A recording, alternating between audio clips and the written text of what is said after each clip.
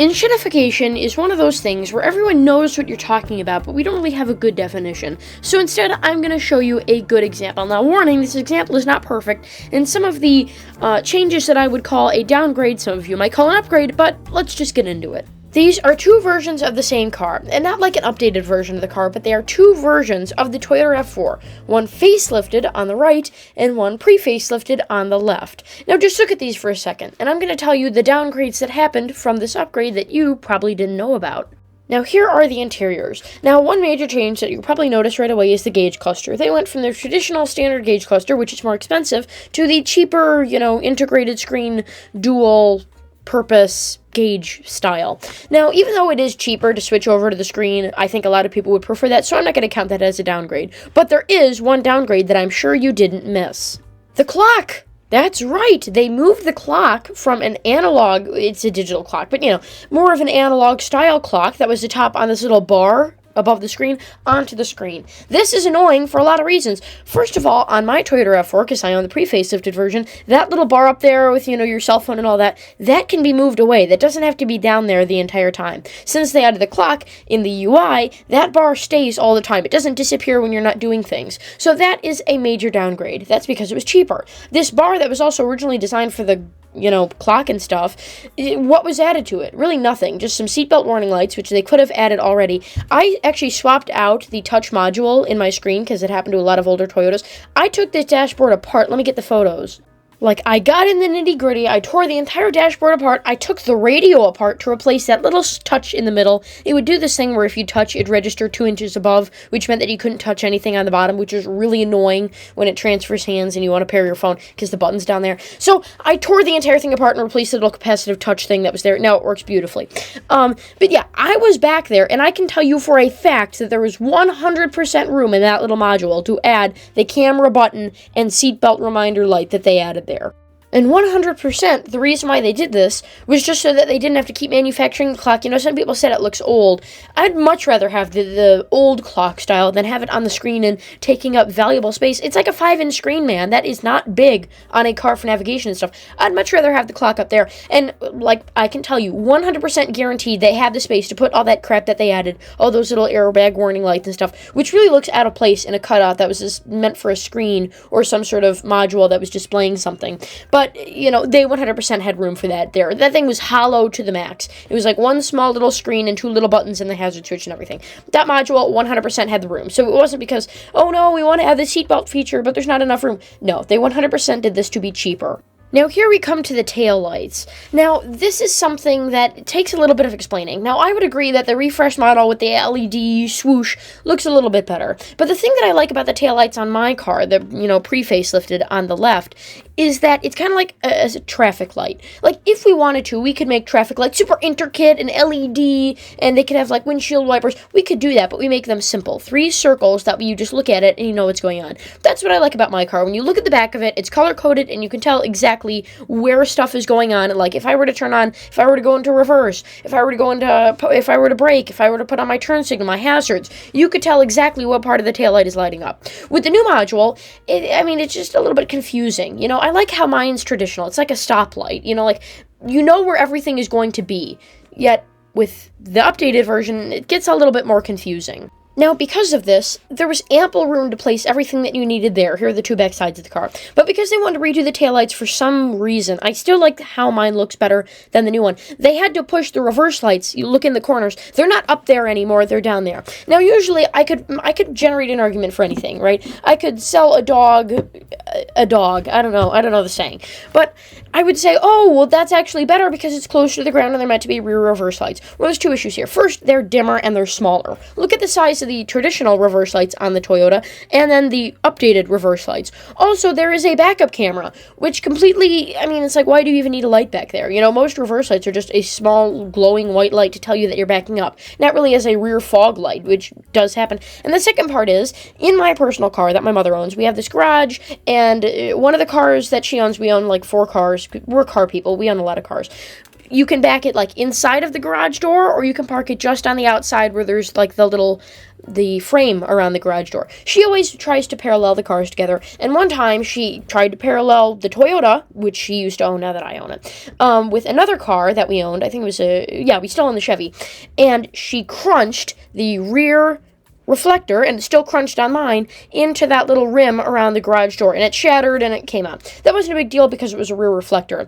But now, imagine if that was a reverse light. All of a sudden, that becomes a lot more serious. There's wires running to that. That's legal. You know, you need to I highly doubt they would, but maybe a police officer will catch on and pull you over for that. But it's like, it's putting it in harm's way on the bumper. Would you rather have your lights up, higher up in the car, so that if you get in a car accident or you back into something, they're fine, or down where the bumper is, which is intentionally going to get cracked? They also did, to try and include this as part of the design, the bumper isn't all unpainted plastic anymore. They painted the top of it and added the silver trim to the bottom. I hate that. That just means that when someone bumps you or you bump into something, the paint chips, the plastic comes falling out. You know, with my black plastic bumper, when she when she backed in and then pulled forward, the bumper just snapped back out of place. It pushed the light in a little bit. I think we're getting there. I don't know. I don't care. It's not like they're going to pull me over for my rear reflector. Yeah, the bumper just popped straight out and it looks fine. With this new one, I'm sure it would not have popped back into place because there's different materials being used. The paint would have chipped, the plastic would have... I mean, who wants that? Here are the headlights for the car, and this is something that really annoys me. First of all, they made the headlight module smaller, which, why do you need to do that? You know, like, you could have just implemented the design you were going for in the regular one. But also, they merged the high and low beams. If you look at the headlight that I have with that little silver swoosh, you have a low beam that is designated, which I like it. It's soft, it's warm, and when oncoming traffic is coming, you don't blind them. And then a projector beam, high beam, which is really nice and really powerful. With the new light, it just has a high-low projector beam. So the projector beam acts as the brights and the regular headlights. I don't like that. It doesn't work as widely as my usual low beams do. You know, like when I'm driving through the night and I have just my low beams on, it's nice. It illuminates kind of everywhere, and then the high beams illuminate the ground and are very bright at that, and they don't shine up into the trees. I kind of like the light to go everywhere. And the issue is, it's not any brighter, and there's no really technology. Like, some of these were LED, but they were both LED projector beams. Like, it wasn't like the technology got any better or they added any new technology of like, yeah, these LED projector beams are better than those old projector beams. It's the same stuff. They just combined the light together. They also added an LED DRL when my car also has an LED DRL. We have a designated DRL in the old version, so they weren't adding anything that already wasn't there. They were just changing it and removing things, and it's all dependent on personal preference, but I would much rather have a separate low beam than a combined high beam, low beam. I just think they're just engineered better, and I just prefer it. Now, here's another thing that's going to absolutely put all the people that would say, well, the clock looks old, into the category, at least people that actually care about, like, music and stuff, to fit in the clock so that it didn't take up the extra room. They got rid of the CD player. Look at the two photos. The one that I have has a CD player up there. I have some CDs. I enjoy the CD player. They took that away for the clock. And the most heinous part is on the LE and XLE trims, the cheap one. You only got this with the hybrids and the limiteds and stuff, the bigger screen. They still had the CD player, but the issue was the screen felt smaller because that stupid bar with the stupid clock design was always there. So you either had no CD player, no Bojojo, or a CD player but a smaller screen, effectively, since half of the screen is always on displaying a stupid clock. When the solution is obviously just to put the damn clock back up there. And if you want to make the clock look more modern, just use a more modern module. Just put a white light filter on it or something. Make it so you can change the color. These nerds, no one knows what they want anymore. You could make it so that you could make it RGB and people would say, wow, this is the coolest thing I've ever seen. You know, they all do this to just be cheaper. You know, that's why they all do it. The only reason why they made the screen bigger and got rid of the CD player, which is, again, I don't think you realize, a CD player is a pretty big deal on a radio. Like, that's a lot of moving parts, that's a lot of intricacy. So even though that they redesigned the motor, I bet that the redesigning of the motor, the cost of that, the motor, the module, and the, you know, making of the module costs less to manufacture overall than the manufacturing of the radio with the CD player and the clock. I 100% bet that. I bet it costs less. Because people, that's what they do. They try and pass off something to you that costs less for them as something that you want. Now listen, it may not be perfect, but I think that this is a damn good representation of enshittification. There's two cars here. They both look extremely similar, but one of them was touched by Toyota in the modern age. And what did Toyota do? Every single thing they could to make the car more cost-effective. Getting rid of the clock, cost-effective. Merging the headlights into just one projector beam that's like dimmable, high and low. Again, cost-effective. Making the rear taillight almost all out of LEDs instead of halogens, which are more expensive. And shrinking the rear... what was that thing called? The rear reverse light, rear fog light. They have those in the UK. We don't really have them here. Doing that, again, very cost effective. And the reason why they probably put that down there, because again, they could have made the tail light bigger. They could have included it up on the third brake light. The reason why they moved it down there was so that you'd crunch it on the side of the garage door, and then you'd bring it in, and then you go, please, Toyota, please fix my car. And then they'd do it. You know, so even though these cars look the same, and even though when you look at the two of them, you go, oh, I don't know. You know, one of them has clearly been having some changes made that are purely cost effective. Now, the reason why these changes are made, like, if they really want to be cost effective, they could make all the panels out of plastic, remove the engine and transmission, and say, you know, DIY. But they're never going to do that because they change it in a way where you think that you want it. You think, yeah, that clock looked old. I don't need that anyway. Meanwhile, they're saving money. Yeah, the new headlights they're sharper. I like sharper headlights. Get rid of the old headlights. I like that too. Oh, the fog lights have shrunk. Yeah, I like that too because that's better and I want that. You know, like, they try to get it so that you want it. It's not like, oh, I'm so sad my new car doesn't have the clock that my old one did. It's like, yes, that old piece of crap clock is finally gone off my dashboard. Humanity is saved. You know, they want to take money off the price of the car on their end and then have you thank them for it, which is kind of what's going on now. So without further ado, let's get into more examples of enshittification. Now, if we were basing our judgment purely off of functionality, which one of these two wheels do you think would be better? On the left, we have an aluminum, diamond cut wheel. Doesn't have to be diamond cut. This is just, to differentiate it more. And then just your average pressed steel wheel with a hubcap on it. Which one do you think is better? Well, the answer is it's the steel wheel. Looking nicer isn't necessarily better. Steel is a lot harder than aluminum, and its tensile strength is a lot better. What does that mean for you? And because I can talk all day long, and you'll be like, well, I don't care. That doesn't mean anything to my life. Well, that could be the difference between you hitting a pothole, your aluminum wheel shattering in half, or they do that thing where the spokes let me get a photo. This, aluminum wheels do this a lot for some reason. It's like, if they're made really shittily or cheapy, if they're, like, the ones that came with your car, you should be fine, but if it's the Washiwa Bing Chilling Special, and the more milled it is, the more diamond cut it is, the more engravings, see there's engravings cut in there and stuff, the more likely it is to break. Like, aluminum wheels, for some reason, it's very unlikely that it happens, but for some reason it happens a lot more than it should. They love to do this. It's their favorite pastime activity. Yeah, so the steel is harder, and that means it's harder to curb. That also means because you have a hubcap over it. Let's say the hubcap gets damaged. Let's say someone drives into your car and, their tire gets all with the wheel and leaves all the black streaks on it or whatever, which has actually happened to someone. That's like an obscure example, but that has happened to someone that I've known.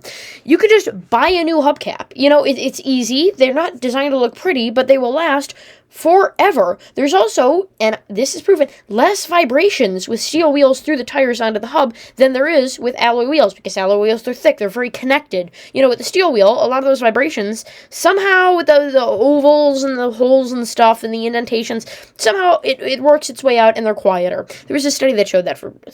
I love how I remember that. I saw that when I was like 12. Here go the comments. You're 12 right now. Ugh, so annoying. Anyway, yeah. But guess what? There was a solution here. The issue is steel wheels don't look pretty. People, when they buy a nice car, if they see steelies on them with hubcaps, they're going to be like, that looks like a piece of shit. I don't want this car. Even though there's technically nothing wrong with it. But we had a solution to this. Styled steel wheels. This was a steel wheel that was cut differently to have 5 spokes like a traditional, alloy wheel.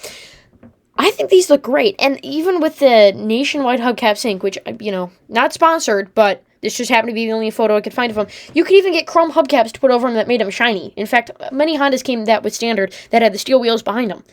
Why aren't we doing this, guys? These look good. If anything, I think that these looked better on the cars that they were designed for than a lot of the other wheel options. These were great. Why did we stop using them? Because they're expensive. Who cares anymore? It's not about the consumer. It's about how much money we can save. Keep pushing out those cheap-ass alloy wheels. Cheap-ass aluminum wheels. People love those, right? Right? Another example of enshittification, here are two cars. They are extremely similar.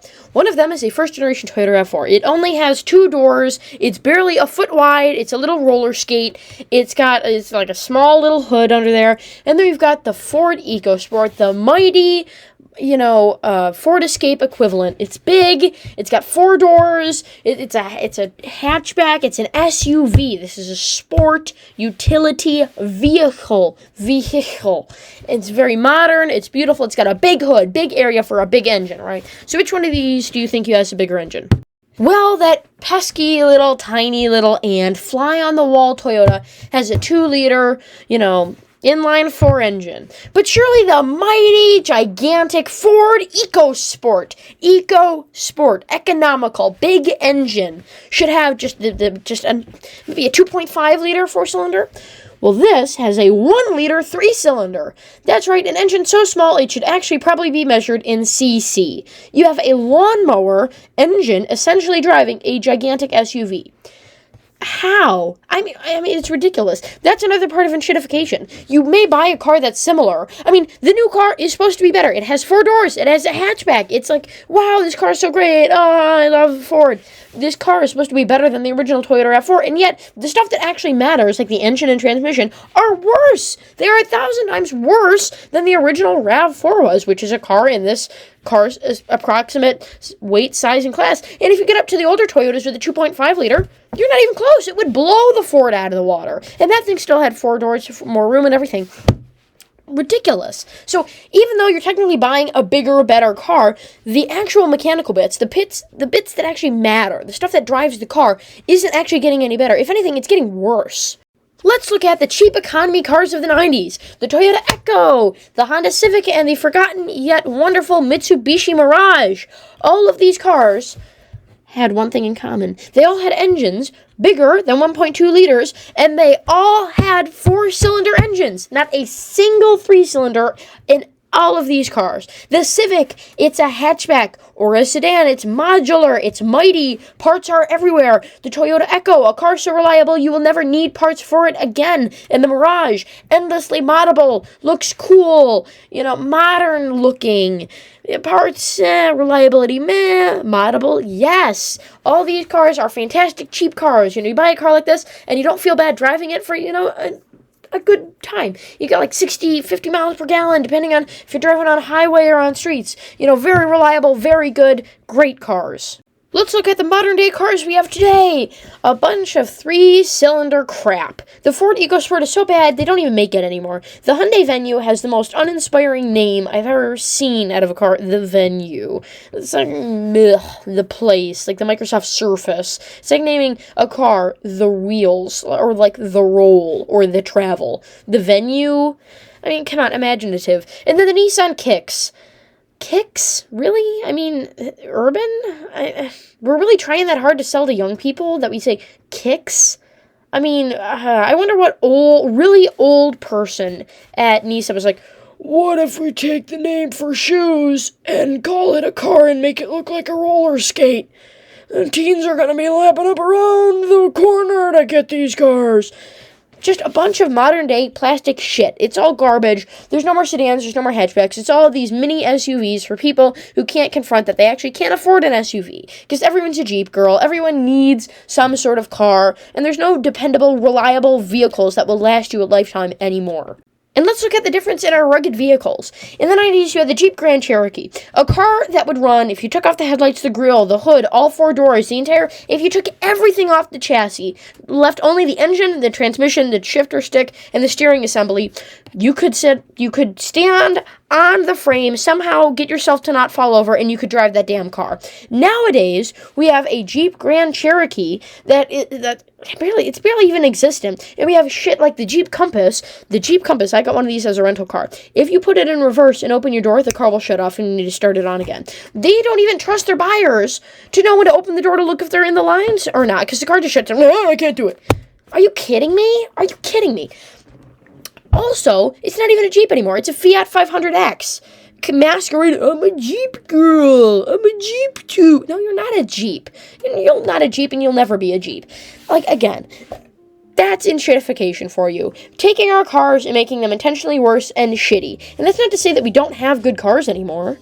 In the background of this video, all the aerial shots and, B-roll you've been seeing is from a Honda Pilot from, 2017. They're bloody great cars. They're fantastic. There's nothing wrong with them. But that is to say that cars overall are getting worse. There's more...